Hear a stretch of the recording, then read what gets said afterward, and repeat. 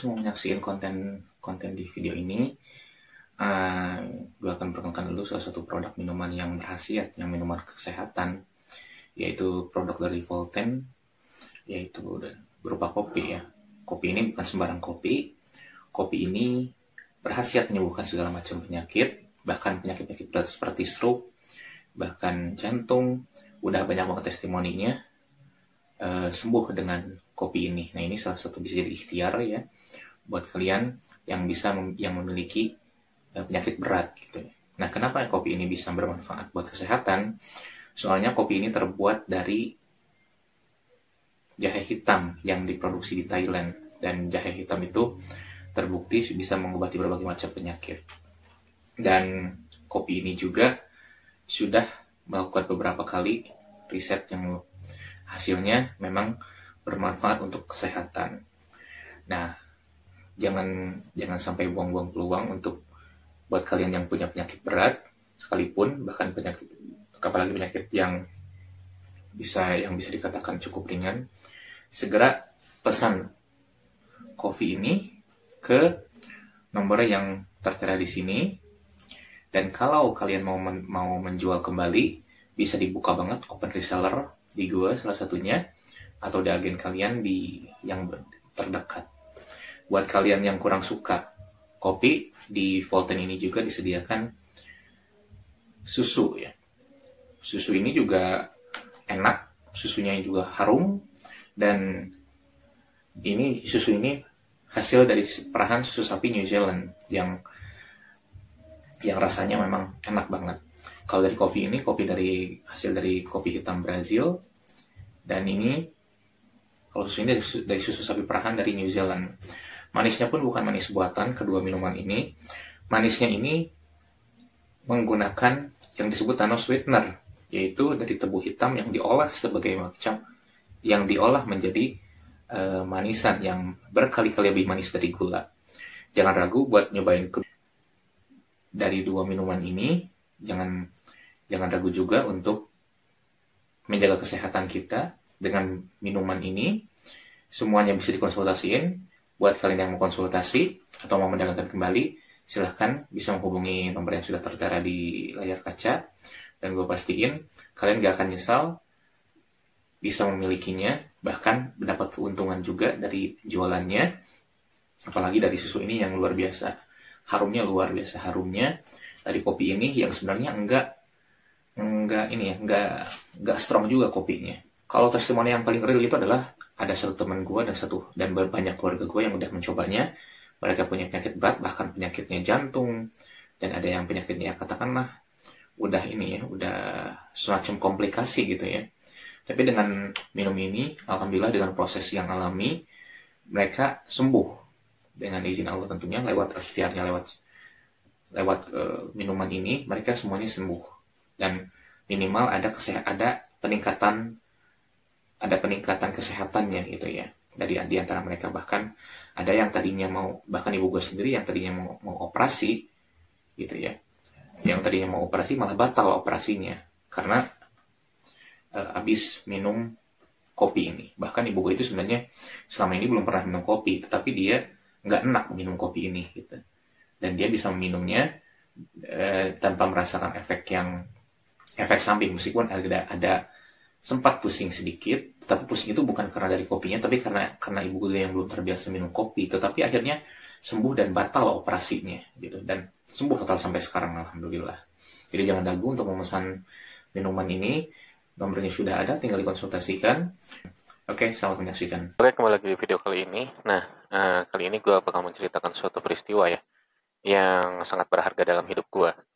Ini kejadian gue baru berumur sekitaran 3-4 tahun atau 4-5 tahunan lah ya, yang jelas sebelum sekolah. TK pun waktu itu belum gitu kan. Jadi ya 7 tahun ke bawah yang pasti. Nah, jadi ceritanya itu gue pun sebagainya diceritakan oleh orang tua gue ya. Jadi gue itu waktu itu masih kecil. Nah, waktu itu posisinya adalah gue baru pulang dari masjid waktu itu. Kalau nggak salah itu udah gue udah ngelaksanain sholat asar. Jadi gue udah ngelaksanain sholat asar ke masjid pada waktu itu. Hujan pun deras, hujan pun kenceng lah ya. Gue bawa payung dan gue posisinya sendirian ke masjid waktu itu. Nah, sebenarnya itu semua berjalan normal aja, berjalan-jalan normal aja. Nah, ketika gue berangkat itu udah sebenarnya gerimis itu udah mulai ada ya. Nah, gue seperti biasa ke masjid dan melaksanakan sholat asar sebagaimana mestinya gitu kan ya. Namanya juga waktu kecil ya. Waktu kecil itu ya kita sholat pun sebisa-bisa kita aja. Gitu. Dan bacanya pun gue pun belum hafal pada waktu itu. Nah, kita sholat seperti biasa dan memang kebetulan pada waktu itu belum lama ada seorang yang ya tetangga yang meninggal dunia ya, waktu itu. Nah, jadi dan dan gue nggak berpikir panjang dan nggak tahu menau seperti hal itu ya. Gue nggak tahu menau, gue masih waktu kecil lah kita masih polos gitu ya. Jadi ya gue ke masjid ya ke masjid aja. Nah, ketika selesai sholat asar, nah hujan itu udah gede banget tuh. Hujan itu udah gede banget. Eh, lalu ya gue untungnya gue bawa payung, ya. Gue bawa payung atas diperintah oleh orang tua gue, bawa payung ke masjid dan ternyata kepake juga itu payung ketika gue pulang. Nah itu jadi sekitar waktunya itu jam setengah 4 sore atau jam 4 sore lah ya. Nah, ketika gue keluar ke masjid, gue menuju ke rumah. Jadi antara masjid dan rumah gue itu dulu waktu kecil itu ya ada sekitar mungkin 200, hanya 200 meter aja sih. Jadi deket banget. Gue pun sering jalan kaki ke sana. Jadi dan ya anak-anak Gen Z sekarang sih nggak akan ngalamin ya main-main kayak misalkan lompat tinggi atau hompi palayung gambreng atau apa itu. Lalu misalkan eh, main yang disebut dengan ketepel ataupun permainan tradisional lainnya. Dan gue masih ngalamin kalau dulu. Jadi ketika gue pulang menuju ke arah pulang itu, gue gue itu ngelewatin suatu rumah. Okay? Nah dari rumah itu, dari rumah itu yang gue lewatin dan kebetulan banget itu rumah itu deket banget dengan rumah gue, cuma kehalang 3 rumah sampai 4 rumah lah gitu ya. Ya gue pun pasti ngelewatin ke situ. Nah tiba-tiba ada seorang yang nyapa. Jadi gue itu kan sering dipanggil dengan sebutan adek ya dulu. Ya kenapa? Karena gue itu anak bungsu dari 2 bersaudara gitu. Jadi orang-orang di perumahan komplek gue dulu itu nyebut gue itu atau dengan panggilan adek. Ya uniknya banyak yang nggak tahu nama asli gue gitu kan. Bahkan banyak yang tahu nama asli gue tuh sekarang-sekarang gitu. Nah itu uniknya karena suatu panggilan. Oke, singkat cerita, gue lewat rumah tersebut, ada yang nyapa gue. Ada yang nyapa gue di situ, bapak-bapak lah ya. Bapak-bapak yang ya parubaya lah katakan gitu. Bilang, "Dek, habis dari mana?" gitu kan. Itu kalau orang Sunda bilangnya, "Tos di mana, Dek?" gitu kan. Kayak gitulah. Logat Sumedang lah ya. Kalau logat Sumedang itu ya agak ya sering dipandang paling paling halus lah, paling halus gitu kan. Kalau logat Sumedang itu. Ya, gue jawab, gitu. Gue jawab, habis dari masjid pak gitu atau tos di masjid gitu kan. Gue tahu banget nama orang itu. Ya gue samarin di sini dengan nama eh, Pak Her lah ya. Dengan gue namanya dengan Pak Her lah. Nah, gue tahu banget itu adalah Pak Her gitu. Pak Her, nah gue bilang ke situ. Nah, ketika gue ke rumah seperti biasa nyapa, assalamualaikum dan segala macam, dah ya gue bermain seperti biasa gitu kan. Uh, Nah, gue nggak ada yang aneh pada waktu itu ya.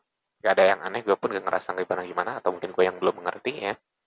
Nah, ketika maghrib tiba, tanya lah gitu bokap gue itu, "Dek, kenapa tadi lari-lari?" kan gitu ya. "Emang tadi lari-lari ya Pak ya?" gitu. "Ya emang tadi lari-lari dari arah rumah Pak Her itu, kenapa?" Ya, gue bilang,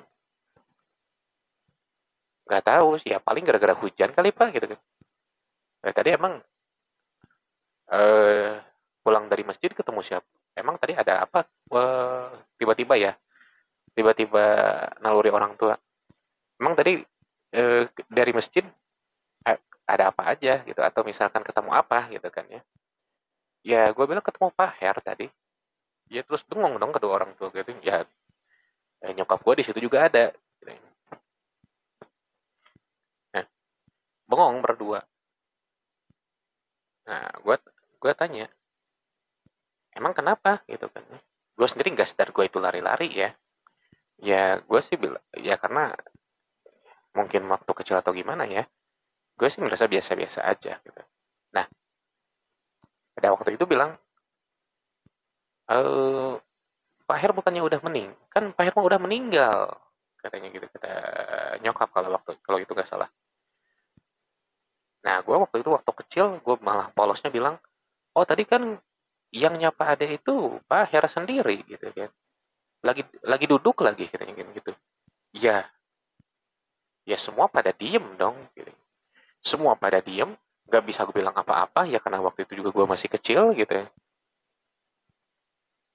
Dan sekarang beberapa tahun ke belakang kembali lagi diingat cerita itu. Jadi bahwa gue itu pernah ketemu dengan orang yang sudah meninggal dan gue kagetnya dengan keadaan gue yang sorry itu saya udah seperti ini gitu kan ya. Gue pun baru menyadari berarti gue waktu itu bertemu dengan orang yang udah meninggal gitu kan. Tapi kok bisa ya? Tapi kok bisa ya?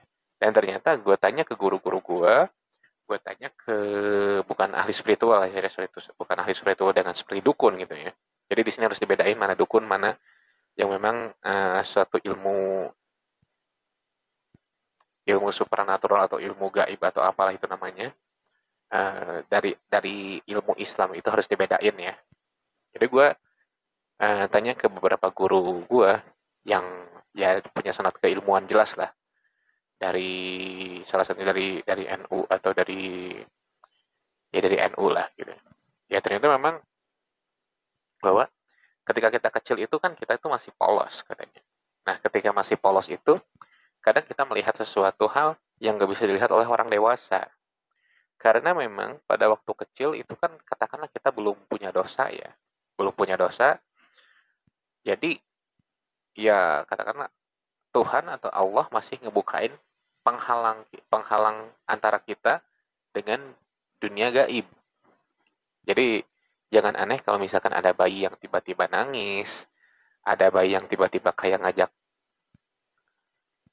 ngobrol padahal nggak ada siapa-siapa di situ, dan itu pun kejadian ke gue, kejadian ke anak gue, kejadian ke keponakan gue juga gitu kan.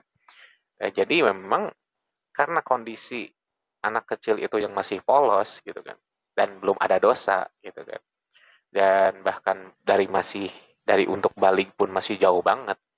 Jadi dalam keadaan polos dan bersih hati itu kadang diperlihatkan oleh Allah beberapa bentuk-bentuk makhluk yang gak bisa dilihat oleh orang dewasa. Dan kejadian juga dialamin sama gue ternyata gitu. Dan gue jujur udah lupa akan hal itu, tapi diceritain lagi ketika acara keluarga gitu. Dan gue kagetnya minta ampun, ternyata gue pernah ngalamin itu ya, dan diceritain lengkap banget oleh kedua orang tua gue sendiri begitu. Ya hikmah yang gue petik sih sebetulnya ya cukup dengan mengakui besarnya ya kekuasaan Tuhan, kekuasaan Allah ya. Jadi ya gue masih diberi kesempatan untuk melihat suatu ciptaannya yang nggak bisa dijangkau sama akal. Ya kalau kita misalkan mau urusan hantu-hantuan, mau urusan gaib-gaiban, gimana ilmu ngejelasin itu nggak akan ada yang bisa. Bahkan gue terpikir sampai sekarang ya, salah satu kutipan dari film India itu ya, namanya namanya Mr. X ya. Gue inget banget itu Mr. X, itu ramai banget, gue suka film itu. Nah di situ menyatakan bahwa suatu seorang suster ya, seorang perawat gitu ya, dia tuh bilang gini, kalau ilmu pengetahuan sudah tidak bisa lagi menjelaskan suatu perkara, maka jawaban satu-satunya adalah ini adalah kehendak Tuhan. 100% setuju akan hal itu. Bahkan menurut gua, sebelum ke ilmu pengetahuan, ya pasti Tuhan sudah lebih dari ilmu pengetahuan itu sendiri gitu kan. Cuman kita pasti sebelum menyatakan bahwa itu adalah kehendak Tuhan, kita pasti mencari dulu secara jangkauan akal kita, dan itu nggak masalah, bahkan itu sangat diharuskan, di mana kita wajib banget mencari ilmu gitu, wajib banget mencari ilmu setinggi-tingginya. Jadi artinya memang kita diwajibkan untuk menggunakan akal kita. Dan dari kejadian itu, ya suatu kejadian yang luar biasa menurut untuk gue ya. Meskipun mungkin yang lain jauh lebih jauh lebih dahsyat lah kejadiannya dari apa yang gue alamin, bertemu dengan orang yang udah meninggal yang baru beberapa hari, dan ditambah lagi secara nggak sadar gue ternyata dilihat oleh orang lain itu gue tuh lari-lari gitu, padahal seingat gue meskipun agak-agak lupa gue tuh nggak lari gitu. Ya mungkin agak cepat jalan gara-gara hujan, itu yang gue ingat, tapi ternyata yang lain ngelihatnya gue itu lari-lari. Dan mungkin dalam otak bawah sadar gue udah menyadari itu adalah orang yang udah meninggal gitu kan. Jadi, dan apakah hal itu menyebabkan gue punya indera keenam? Soal itu saya gue sebenarnya nggak sampai ke situ, nggak sampai, paling ya sharing-sharing dalam bentuk lain lah. Sharing dalam bentuk lain itu artinya dalam kepekaan perasaan gitu ya, kepekaan perasaan termasuk ke ya ke cewek mungkin gitu ya, kepekaan perasaan dan lain-lain itu terjadi ke gue. Dan ya terkadang satu kejadian yang belum terjadi gue pun udah merasakan itu akan terjadi gitu. Sebelum kejadian itu ya gue sih memang kesil, tapi karena keterbatasan ilmu ya gue pun gak ingin melanjutkan hal itulah ya. Banyak pertimbangan yang gue pikirkan selain itu. Nah, jadi nikmatilah memang masa kanak-kanak itulah ya. Dan jangan remehkan juga persaksian dari anak-anak. Gue pernah dijelaskan oleh guru gue bahwa seorang sahabat Rasul itu bernama Anas bin Malik itu, Anas bin Malik itu dia kan menunjukkan kesaksiannya cara ibadah Rasulullah itu ketika dia masih kecil, dan persaksiannya itu bisa diterima karena memang anak kecil itu masih polos gitu kan. Nah, anak kecil itu suatu makhluk yang sangat polos yang bisa diisi apa aja. Jadi kita sebagai orang tuanya pinter-pinterlah kita mengisi suatu hal anak-anak itu dengan yang yang diwajibkan oleh Allah Subhanahu wa taala. Ya sebagaimana satu hadisnya, sesungguhnya anak itu dilahirkan dalam keadaan suci. Suci di sini ada yang menafsirkan dalam keadaan Islam ya.